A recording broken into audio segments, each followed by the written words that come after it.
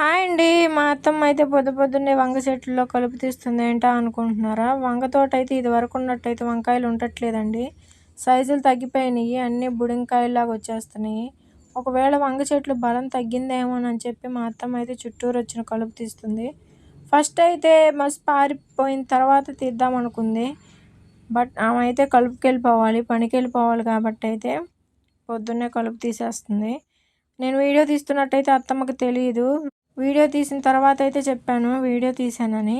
మొన్న వంకాయలు కోసిన వీడియో కూడా పెట్టాను అత్తమ్మ. ఇలా రెస్పాన్స్ వచ్చిందంటే మన వీడియోలు ఎవరు చూస్తారు, మన వంకాయలు కోయడం కూడా చూస్తారా అని అయితే నవ్వింది. అలా అయితే కలుపు తీసేస్తుంది చూడండి. మా అత్తమ్మ తీసేటప్పుడైతే కొన్ని పిందెలు రాలిపోయినాయి. అవి కూడా తీసి పక్కన పడేస్తుంది. ఇప్పటికే 6 సార్లు 7 సార్లు కోసేసాం వంకాయలు.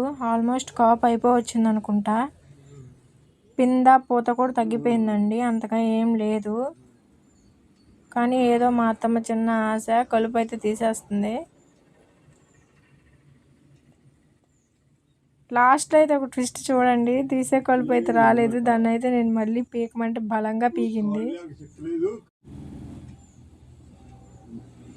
అదిగోండి పిందెలు రాలిపోయినాయి చూడండి.